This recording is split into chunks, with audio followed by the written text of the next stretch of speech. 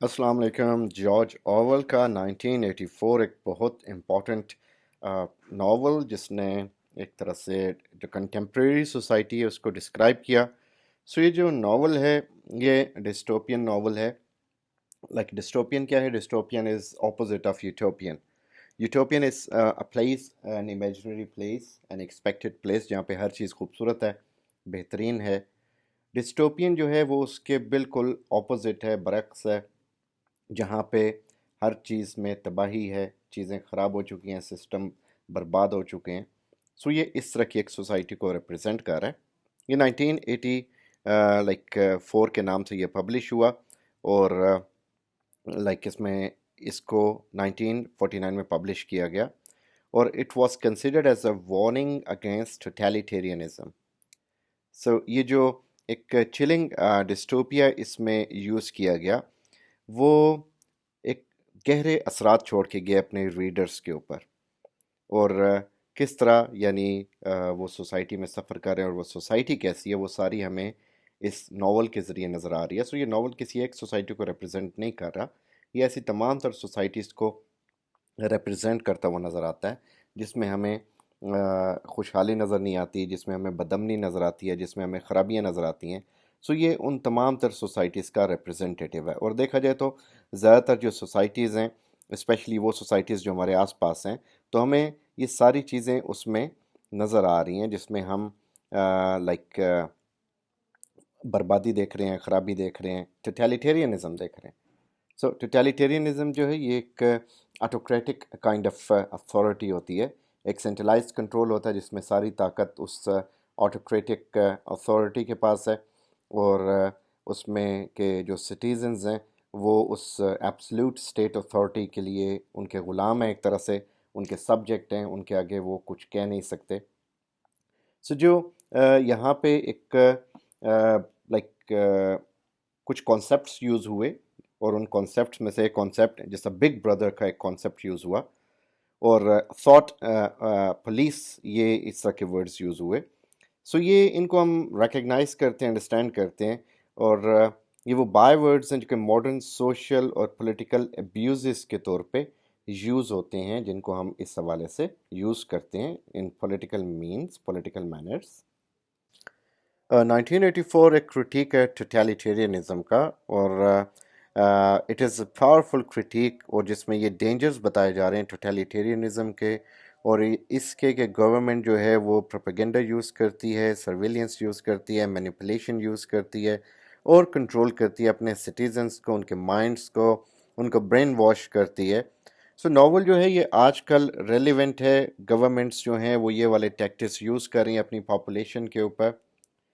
और जो डेंजर्स हैं इसमें गवर्नमेंट कंट्रोल के, वो भी जिक्र किया गया कि जो नावल है ये वार्न करता है कि गवर्नमेंट को इतना अलाउ किया जाए कि वो सिटीजन्स के ऊपर टोटल कंट्रोल ले ले, उनकी लाइफ्स को सरेंडर करना पड़ जाए उन्हें गवर्नमेंट के आगे और उनकी थॉट्स और एक्शन वो भी बाउंड हो जाएं।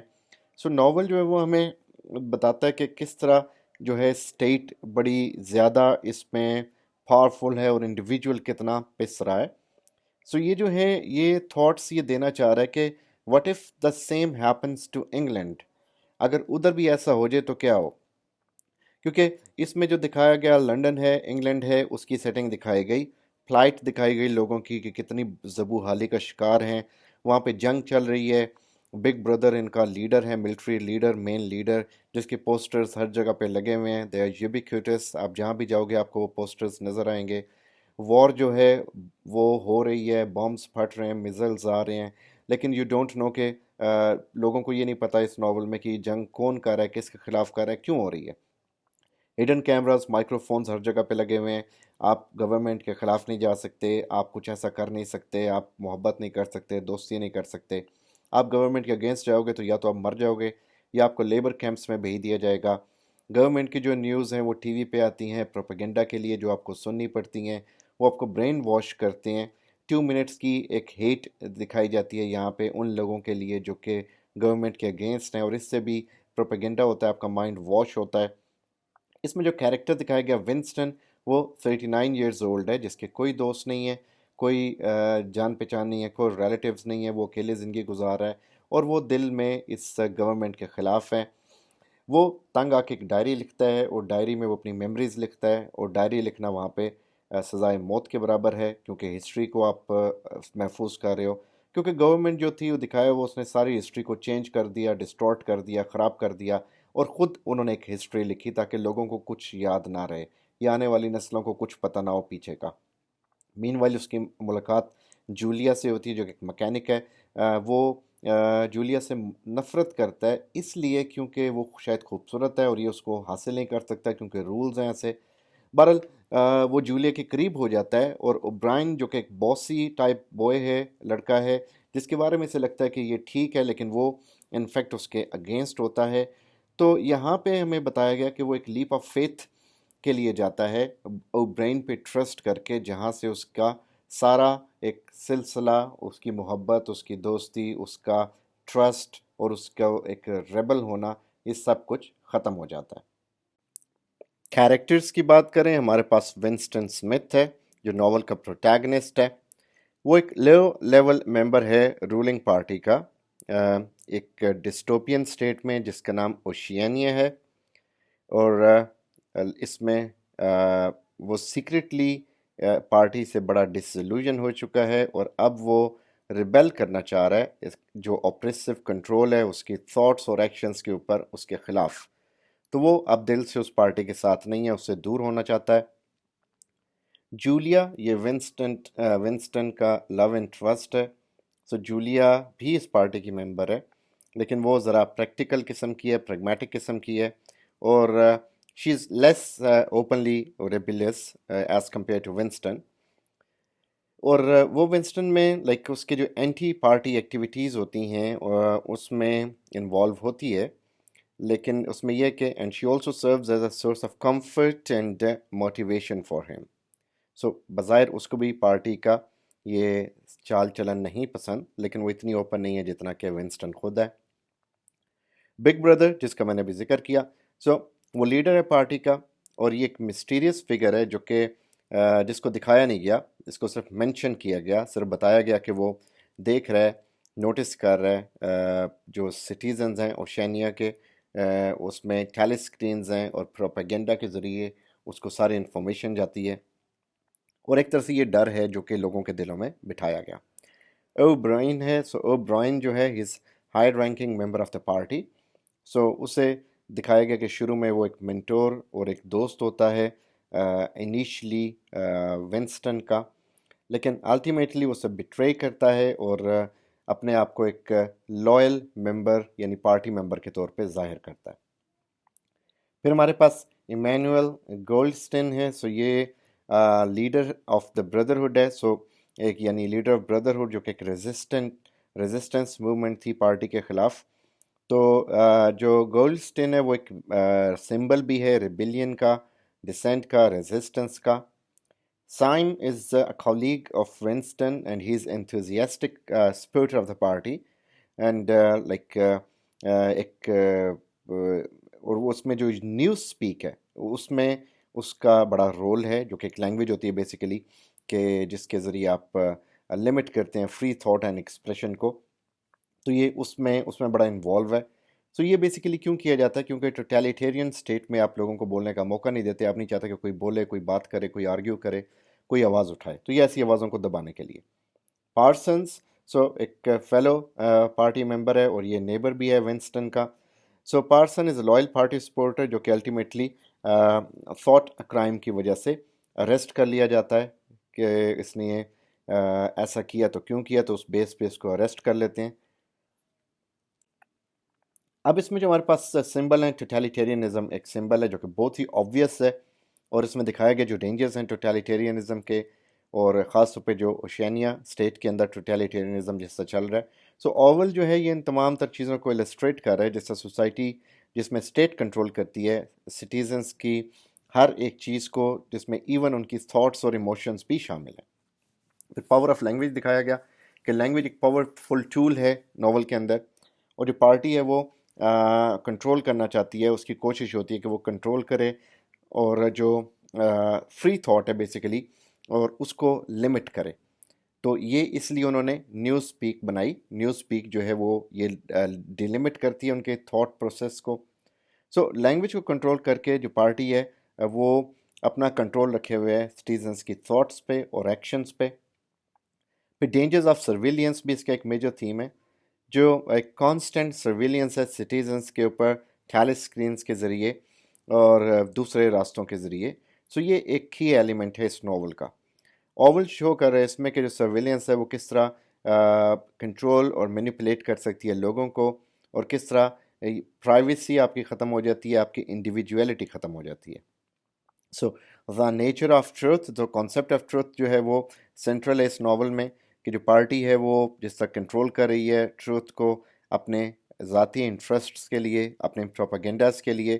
सो इसमें बहुत सारे क्वेश्चन उठते हैं नेचर ऑफ ट्रुथ के बारे में, जो कि जिसको यूज़ किया जा रहा है पॉलिटिकल गेंस के लिए। Power of memory in the past, so protagonist जो विंस्टन स्मिथ, वो उसको मेमोरीज आती हैं पुरानी, और वो इन मेमोरीज़ को अपने पास रखना चाहता है, तो यानी उनको थाम के रखना चाहता है, ऑल दो उसकी थिंकिंग पे भी चेक है। तो ये बड़ा की थीम है इस नावल का। सो ऑरवेल दिखा रहा है कि जो मेमोरीज और पास्ट है उसको हम किस तरह यूज़ कर सकते हैं ताकि हम जो रेजिस्ट कर सकें स्टेट के कंट्रोल को, और एक sense of individuality, autonomy, identity, liberty, freedom इससे बरकरार रख सकें।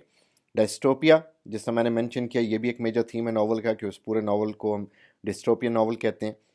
तो ये जिस तरह ये सर्विलियंस हो रही है यहाँ पे, आपने अगर एक मूवी देखी है a Truman Show, so the Truman Show जो है जिम कैरी की एक मूवी है, और वो एक रियलिटी शो है जिसमें बड़ी बड़ी स्क्रीन्स लगी हैं और उस बंदे के आसपास तमाम तर जो दुनिया है वो एक्टिंग कर रही है। सिर्फ वो एक रियल लाइफ इंसान है जिसको ये नहीं पता कि उसके आसपास सारे एक्टर्स हैं। इवन उसकी वाइफ जो है वो भी एक्टिंग कर रही है उसके साथ। उसके हर एक्टिविटी को पूरी दुनिया देखती है, रोज़ के ट्रूमैन क्या कर रहा है, वो जहाँ जॉब कर रहा है वो भी एक सेटअप है जहाँ पे वो उसकी जो फैमिली है वो भी एक यानी सिर्फ और सिर्फ वो कास्ट हैं, वो सिर्फ और सिर्फ एक्टर्स हैं। वो जिन लोगों के पास जाता है, जो मार्केट्स हैं, जो सड़क है, जो गाड़ियाँ हैं, उसके नेबर्स, हर चीज़ सेटअप हुई हुई है। ये सबको पता है कि हम सब एक्टिंग कर रहे हैं सिवाय ट्रूमैन के, जिसको ये नहीं पता होता। तो उसकी प्राइवेसी ख़त्म हो चुकी है उस मूवी में, उसकी इंडिविजुअलिटी ख़त्म हो चुकी है। वो जो भी कह रहा है वो दुनिया देख रही है उसे, दुनिया उसके सेक्शन से मज़ा ले रही है।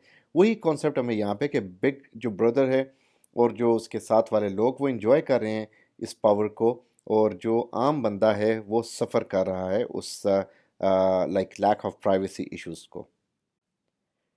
सो बिग ब्रदर हमारे पास सिंबल है, representation as for power and control of the state over individual. सो इसका इमेज ओशनिया में हर जगह पे, और उसका फेस हमेशा दिखाया गया कि मेंशन किया गया कि it is watching over the citizens, जिसमें प्रोपेगेंडा पोस्टर्स या टैली स्क्रीन्स के ज़रिए वो देख रहा है। और जो टैली स्क्रीन्स है वो सिंबल हैं पार्टी के कंट्रोल की, जो कि सिटीजन्स की लाइफ्स को हर एस्पेक्ट से कंट्रोल करती हैं, उनके थॉट्स को, उनके एक्शंस को। और ये भी रिप्रेजेंट करती हैं कि जो अल्टीमेटम है एक स्टेट का, कि आम बंदा बगावत ना करे, और ये एक फॉर्म है सर्विलियंस की जिसके ज़रिए टेली स्क्रीन्स के ज़रिए वो सिटीजन्स को चेक में रखते हैं। रूम 101 एक सिंबल है। सो रूम 101 जो है सिंबल है वो अल्टीमेट टॉर्चर और पनिशमेंट का सिंबल है। सो ये डिस्ट्रक्शन दिखाता है इंडिविजुअल की, और उसकी कंप्लीट सबमिशन को रिप्रेजेंट करता है स्टेट के लिए, यानी जो बगावत करेगा उसका एंड रूम 101 है। पेपर वेट जो है वो विंस्टन ख़रीदता है एक एंटीक बुक शॉप से। तो ये एक सिंबल है उसकी इस डिज़ायर का कि वो पास्ट को और अपनी इंडिविजुअलिटी को संभाल के रखे। सो ये एक फ़िज़िकल ऑब्जेक्ट है जो रिप्रेजेंट करता है ब्यूटी और फ्रेजिलिटी ऑफ द पास्ट। फिर पैरोल्स, इसमें प्रोल्स हैं। सो प्रोल्स जो हैं वो सिंबल हैं वर्किंग क्लास के, जो पार्टी के मेंबर नहीं हैं। सो वो पोटेंशियल फॉर रिबिलियन और रेजिस्टेंस अगेंस्ट पार्टी कंट्रोल उसको रिप्रेजेंट करते हैं। न्यू स्पीक जिससे हमने डिस्कस किया, वो एक अटेम्प्ट है फ्री थॉट और एक्सप्रेशन को लिमिट करने के लिए। तो ये जो है ये एक अल्टीमेट पावर ऑफ लैंग्वेज को यूज़ किया गया कि लोगों की थॉट को कर्ब करें, प्रेशराइज करें, कुचल दें। और ये ऐसा नहीं है कि जो डिस्टोपियन इफ़ेक्ट है और जो ये एक सर्विलियंस है ये सिर्फ़ और सिर्फ इस नावल में है। अगर आप अपनी लाइफ में देखें तो ये सब कुछ हमारे साथ हो रहा है। हम एक जानबूझ के जब किसी भी ऐप को डाउनलोड करते हैं तो हम एक तरह से अपनी लिबर्टी उन्हें दे रहे हैं। बस हम जो फेसबुक का ओनर है वो फेसबुक यूज़ नहीं करता लेकिन उसने दुनिया को इस काम पे लगाया हुआ है। तो हम अपने सारे काम छोड़ के इस ऐप के मरहून मिन्नत हैं। तो होता क्या, हमारा डाटा इनके पास है, हमारी तस्वीरें इनके पास है, हमारा सारा रिकॉर्ड इनके पास है, हमारी हिस्ट्री इनके पास है, हमारी लोकेशंस इनके पास हैं। और इवन जो हमारे लैपटॉप के मोबाइल के कैमरास हैं उससे ये अपनी टेक्नोलॉजी से हमें हंट कर सकते हैं, देख सकते हैं कि हम क्या कर रहे हैं। तो हम always we are always under surveillance, जो कि हमें लगता है कि हम बड़े आज़ाद हैं लेकिन हम सर्विलियंस में। जब हम उनकी टर्म्स एंड पॉलिसीज़ को बगैर पढ़े उसको स्क्रॉल डाउन करके आई एग्री कर देते हैं तो उसके अंदर ये सारी चीज़ें तो उन्होंने मांगी होती हैं कि हम अपनी प्राइवेसी आपको दे रहे हैं या, लेकिन इतना माइन्यूटली हम उसको किसी ऐप को नहीं पढ़ते। हम जस्ट अपना अकाउंट साइन इन करने की कोशिश करते हैं।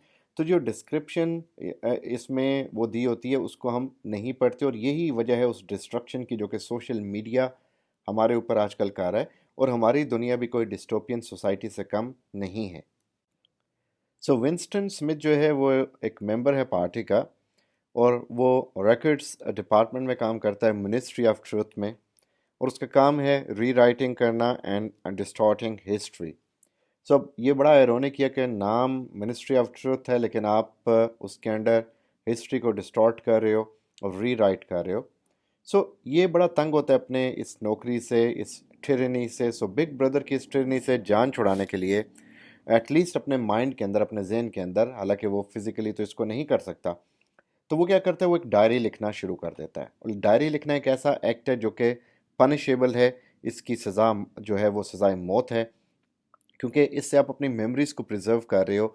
मेमोरीज़ को लिमिट करने के लिए न्यूज़ स्पीक बना और वो कंट्रोल करना चाहते थे इनकी मेमोरीज़ को। सो ये मेमोरीज़ को नोट डाउन करना बहुत गलत समझा जाता था, सज़ाए मौत दी जाती थी।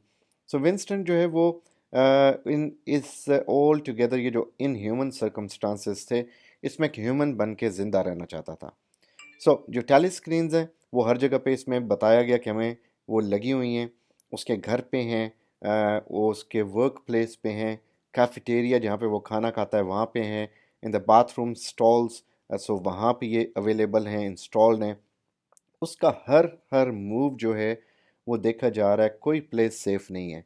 अगेन मैं आपको एग्जांपल दूंगा, the Truman show of Jim Carrey, बहुत खूबसूरत मूवी है, उसको देखिएगा। अगर आपने ये नॉवल पढ़ा हुआ है तो आप डेफिनेटली उस मूवी को बहुत ज़्यादा एंजॉय करेंगे।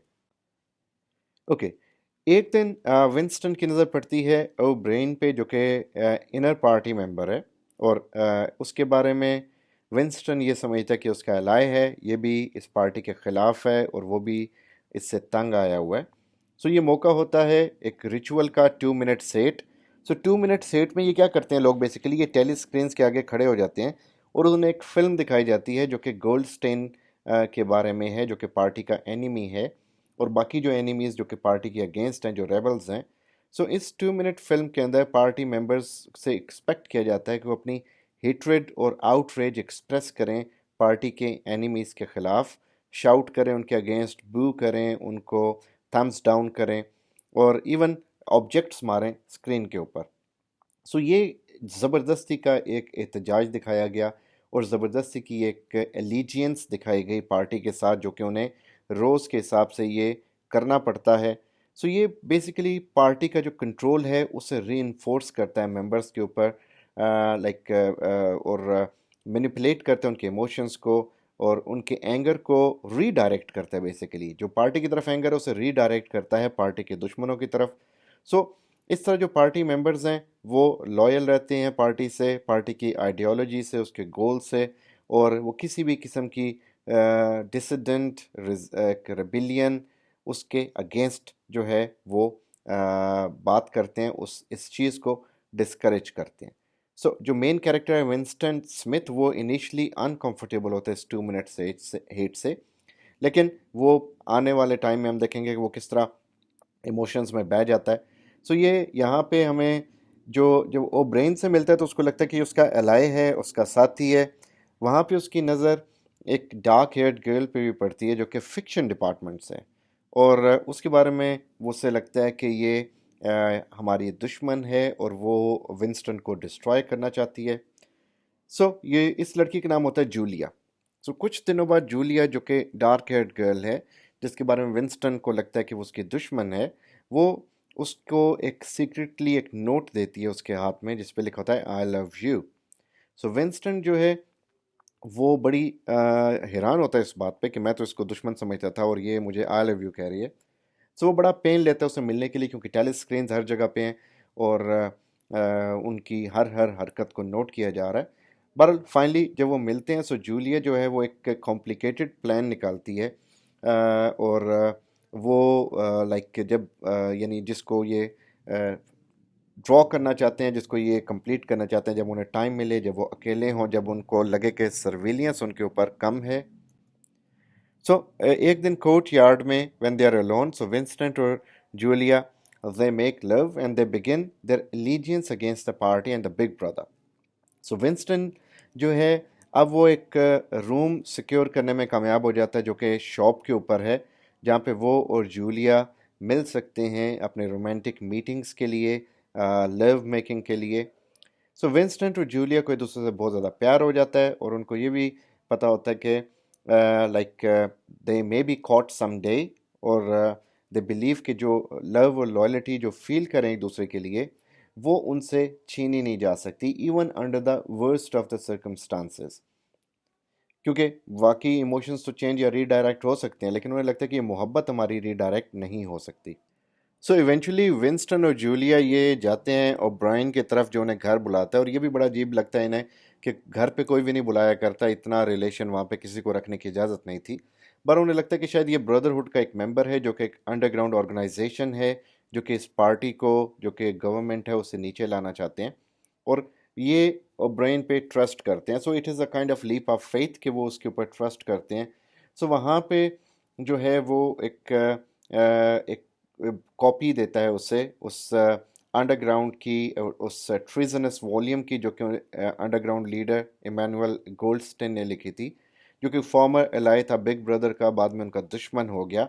वो कॉपी उसको देता है पढ़ने के लिए, और ये इनका ट्रस्ट बहुत ज़्यादा मुस्तहकम हो जाता है ओब्रायन के ऊपर। विंस्टन उस बुक को लेता है और एक सिक्योर रूम में वो और जूलिया इसको पढ़ रहे होते हैं, तो अचानक एक नॉइज़ उन्हें सुनाई देता है उसी रूम में पेंटिंग के पीछे, और जब वो देखते हैं तो वो एक टेली स्क्रीन होती है।